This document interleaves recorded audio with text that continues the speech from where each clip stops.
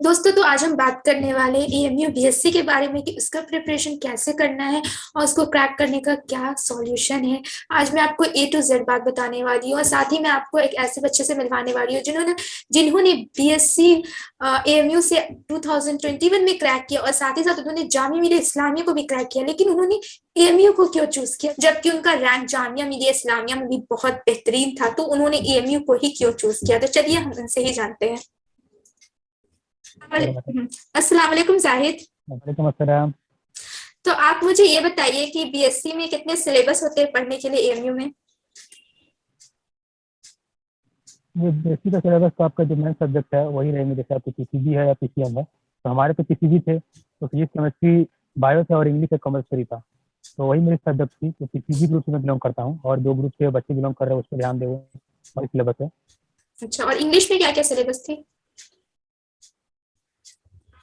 English के लिए आपको word vocabulary, active verb, passive और एंटोनिम सैनोनिम पर ध्यान दिया जाए। इनमें खास करके एक सबसे क्वेश्चन पूछे जाते हैं। तो और बुक्स ये क्या बोलते हैं, प्रीपोजिशन से कुछ ब्लैंक्स वगैरह इन्हीं से दिया जाता है एमबी में खास करके। तो बुक कौन सी प्रेफर करनी चाहिए? आप क्या बोलेंगे बुक्स पे? फॉर इंग्लिश, फॉर बोथ, मतलब मेन सब्जेक्ट के लिए भी और इंग्लिश के लिए भी। main subject NCERT is more than enough. Go through NCERT thoroughly, and Magad, you should remember all the points of NCERT of physics, chemistry and biology, for example physics, chemistry, math, whatever the subject is. English के लिए आप कोई सा भी book ले सकते हैं जिसमें सारे वोकैबुलरी हो, सारे पार्ट्स ऑफ स्पीच दिया हो। वो कोई सा भी आप पढ़ सकते हैं। बेसिक इंग्लिश आती है, उतना कोई हाई फाई इंग्लिश है नहीं। जो अपने 9, 10, 11, 12 में पढ़ा इंग्लिश वही सबसे रहती है। तो इसके लिए आपने कोई इंग्लिश का कौन सा बुक लिया था? मैंने इसमें कोई बुक नहीं ली थी। मैंने यूट्यूब से फिर एक 2-3 लेक्चर देखी थी प्रीपोजिशन की और वर्ड वोकैबुलरी और एंटोनिम सिनोनिम की वीडियो देखी थी, बस उसके लिए मैंने और कोई बुक रिफर नहीं किया था। अच्छा, तो आप मुझे ये बताइए कि आपने कितना दिन पहले प्रिपरेशन स्टार्ट की थी एग्जाम से, कितना दिन पहले, और कितना दिन पहले आपका सिलेबस कवर हो गया था? ये मैंने लगभग 30 दिन पहले मैंने शुरू किया था और मैंने 30 दिन के अंदर ही अपना सिलेबस कंप्लीट कर लिया था। मतलब 1 मंथ में आपने सिलेबस को कंप्लीट कर लिया अच्छे से? जी। तो आपने एएमयू को क्यों चूज किया जबकि आपका जामिया मिलिया इस्लामिया में भी अच्छा रैंक पे हो गया था सिलेक्शन, लेकिन आपने एएमयू की तरफ अपना कदम क्यों बढ़ाया? वो एमबी मैंने इसलिए चूज किया क्योंकि एमबी में जो हॉस्टल प्रेफरेंस है, ऐसा देखा और साथ में पता लगा कि एमबी में हॉस्टल मिल जाती है और जामिया में हॉस्टल मुश्किल है क्योंकि वो एक दिल्ली से शहर है जहाँ पे हॉस्टल की सुविधाएं कम है। और इसीलिए कि बाहर में रहना मेरे लिए अफोर्डेबल नहीं था क्योंकि मैं जो बैकग्राउंड से हूँ वो फाइनेंशियली वीक हूँ। इसीलिए मैं अफोर्ड मैं नहीं कर पाया जामिया। जामिया भी अच्छी यूनिवर्सिटी है, प्रेस्टीजियस यूनिवर्सिटी वो भी है, लेकिन मैंने हॉस्टल की वजह से उसको ड्रॉप कर दिया। वहाँ पे मुझे बायो साइंस मिली थी, लेकिन अच्छा, वो मैंने ड्रॉप हॉस्टल के लिए किया था। तो हॉस्टल मिलना मुश्किल है जामिया मिलिया इस्लामिया में, इसलिए आपने एएमयू को चूज किया? जी जी। जी। और मेरा कोई कारण नहीं था। अच्छा। तो दिल्ली काफ़ी एक्सपेंसिव है और सब काफ़ी बता रहे थे कि बाहर में रहना ज़्यादा एक्सपेंसिव, और मुझे लगा और मेरे लिए और एक्सपेंसिव, इसलिए मैंने ड्रॉप कर दिया जामिया। तो पेपर पैटर्न में क्या डिफरेंस आ जाता है क्वेश्चन पेपर पैटर्न में जामिया का और एएमयू का? आपने जामिया का बीएससी बायोटेक्नोलॉजी से दिया था, राइट?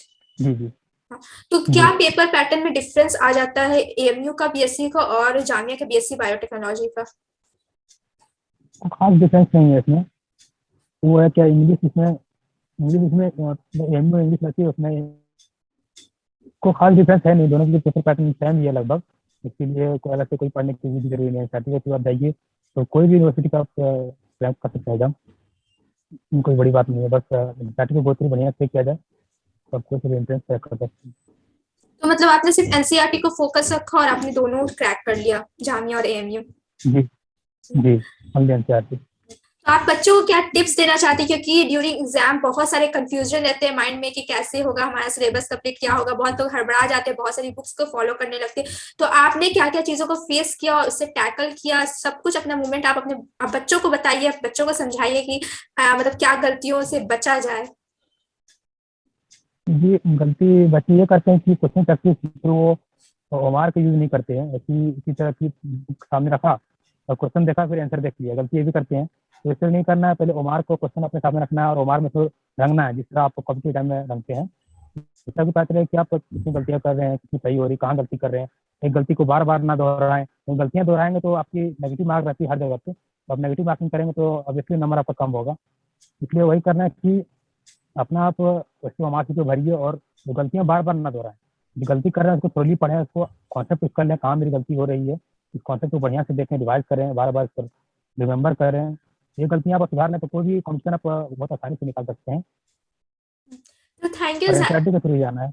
अच्छा, एनसीईआरटी पे फोकस करना, बस यही बहुत बड़ी बात है कि बच्चे जो है बहुत अदर रेफरेंस के पीछे चले जाते हैं और एनसीईआरटी पे फोकस छोड़ देते हैं, लेकिन आपको क्या करना है, एनसीईआरटी पे ही फोकस रखना है। एनसीईआरटी पे फोकस करें, एनसीईआरटी के सिवा कोई बुक की जरूरत नहीं, क्योंकि एनसीईआरटी के मैंने तो एएमयू के लगभग 3 से 4 सवाल जो बायोलॉजी में एनसीईआरटी से बाहर से, वरना सब एनसीईआरटी के। सब एनसीईआरटी से। 25 में I think 3 question out of syllabus, और तो सारी एनसीईआरटी से। एनसीईआरटी से बाहर जाने की कोई जरूरत ही नहीं है। एनसीईआरटी को बढ़िया से पढ़ाया जाए तो कोई एग्जाम आराम से कर सकते। तो थैंक यू जाहिद, बहुत बहुत शुक्रिया आपका, आप बच्चों के साथ जुड़े और उनसे इतनी सारी मतलब उन्हें इतना कुछ गाइड किया, इसके लिए बहुत बहुत शुक्रिया आपका। Thank you. अल्लाह हाफिज। अल्लाह हाफिज। तो दोस्तों, जैसे कि आपने देखा कि जाहिद ने एएमयू को चूज किया क्योंकि उनका फाइनेंशियल प्रॉब्लम था, फाइनेंशियल इशू है कि वो जामिया मिलिया इस्लामिया में हॉस्टल को अफोर्ड नहीं कर सकते। मीन्स हॉस्टल अगर उन्हें नहीं मिली तो वो रूम को अफोर्ड नहीं कर सकते, बाहर नहीं रह सकते, तो इसीलिए उन्होंने एएमयू को चूज किया। और साथ ही साथ उन्होंने इतनी गाइडेंस दी कि आपको एनसीईआरटी में फोकस करना। आप मेरी पिछली वीडियोस भी जो देखिएगा उसमें भी मैंने यही बताया कि आप एनसीईआरटी पे फोकस रखिए, अदर रेफरेंस के पीछे जाने की जरूरत नहीं। और ज्यादा पेपर पैटर्न का भी डिफरेंस नहीं आता एएमयू में और जामिया में। अगर आप एनसीईआरटी पे फोकस रखते हैं तो आप कोई भी सेंट्रल यूनिवर्सिटी क्रैक कर सकते हैं। जाहिद ने ऐसा बात बोला और ये बहुत सही बात भी है कि अगर आप एनसीईआरटी पे फोकस रखते हैं तो आप कोई भी यूनिवर्सिटी, सेंट्रल यूनिवर्सिटी या कोई भी कहीं का भी एग्जाम क्रैक कर सकते हैं। दोस्तों, देश के number 1 YouTube channel central university का लेके आया है टीबीआईटी सुपर 30 टेस्ट। इसमें आपको 4 लाख प्लस का स्कॉलरशिप आपको दिया जा रहा है टीबीआईटी क्लासेस एप्लीकेशंस पे। अब पढ़ाई हुआ बहुत ही आसान। तो दोस्तों देखिए, सबसे बड़ी बात है कि हम लोग पिछले साल बहुत अच्छे से तैयारी करवाए थे और अच्छे खासे स्टूडेंट सेलेक्ट हुए थे। अब जो जो सेलेक्ट हुए हैं उनका लिस्ट आपको tvit.in पे जाके देख सकते हैं। उसका लिंक डिस्क्रिप्शन में डाल दूंगा कि कौन कौन से स्टूडेंट सक्सेसफुल जामिया में, अलीगढ़ में हुए हैं। तो दोस्तों, क्लास 11 की तैयारी करवाते हैं, आर्ट्स, साइंस और कॉमर्स तीनों स्ट्रीम का, क्लास 9 का, क्लास 6 का और डिप्लोमा इंजीनियरिंग का। एएमयू, अलीगढ़ मुस्लिम यूनिवर्सिटी, जामिया मिलिया इस्लामिया और बनारस हिंदू यूनिवर्सिटी पूरा फुल कोर्स का तैयारी करवाते हैं, टेस्ट भी करवाते हैं, बहुत सारा स्टडी मटेरियल्स देते हैं, टिप्स ट्रिक्स बताते हैं, बेस्ट फैकल्टीज है, दोनों भाषा में, हिंदी और इंग्लिश में, मिक्स कल्चर में, मिक्स लैंग्वेज में आपको पढ़ाते हैं, जिससे चीजें आपको आसान हो जाए। ऑनलाइन टेस्ट भी लेते हैं। और कमाल की बात यह है कि जो प्राइस है ना, कॉम्पिटिटिव प्राइस है सिर्फ 6000 रुपया है, लेकिन सुपर 30 अगर टेस्ट देंगे तो आप 0 पैसे में आपका हो जाएगा। कैसे हो जाएगा ये देखिए। हम लोग स्कॉलरशिप लेके आए हैं कि अगर टेस्ट में आपका 1 से 3 रैंक आता है तो आपको 100% स्कॉलरशिप मिलेगा, यानी 0 रुपया में आप तैयारी कर पाएंगे हमारे टीबीआईटी क्लासेस ऐप पे। अगर आपका रैंक 4 से 5 आता है तो 80% का स्कॉलरशिप मिलेगा और 1200 रुपया में आप पढ़ाई कर सकेंगे। अगर 6 से 10 रैंक आपको आता है तो 75% स्कॉलरशिप मिलेगा, यानी 1500 रुपया में आप पढ़ाई कर सकते हैं। 11 से 20 रैंक आता है तो 70% मिलेगा, 21 से 30 तक 65%। यानी अगर सुपर 30 का मतलब होता है कि टॉप 30 रैंकर्स को कुछ ना कुछ बहुत अच्छा डिस्काउंट मिलने वाला है। और अगर आप मान लीजिए कोई रैंक अच्छा से नहीं लाते हैं तो भी आपको 63%, कितना 63% स्कॉलरशिप मिल रहा है, यानी सिर्फ 2200 रुपया में आपको A to Z पढ़ाई, एएमयू, जामिया का, बीएचयू का, क्लास 6 का, 9th का, 11th का, ऑल स्ट्रीम्स का, डिप्लोमा इंजीनियरिंग का, टेस्ट सीरीज भी होगा, लेक्चर्स भी होंगे, डाउट क्लासेस भी होंगे, ऑब्जेक्टिव क्वेश्चन सॉल्व कराए दूंगे। A to Z जो भी जरूरत की चीजें होंगी आपको पूरा करवाया जाएगा। तो वीडियो के डिस्क्रिप्शन में लिंक होगा स्कॉलरशिप का रजिस्ट्रेशन के लिए, उस लिंक पे जाके आप tvit.in पे रजिस्ट्रेशन कर सकते हैं। मिलते हैं अगली वीडियो के साथ। अगर आपको मेरा एफर्ट पसंद आया तो प्लीज चैनल को सब्सक्राइब कीजिए और वीडियो को लाइक कीजिए और अपने दोस्तों के साथ जरूर शेयर कीजिएगा, क्योंकि हमारा मोटिव यही है कि सब बच्चों तक हेल्प पहुंच सके, सब बच्चों तक गाइडेंस पहुंच सके। Thank you.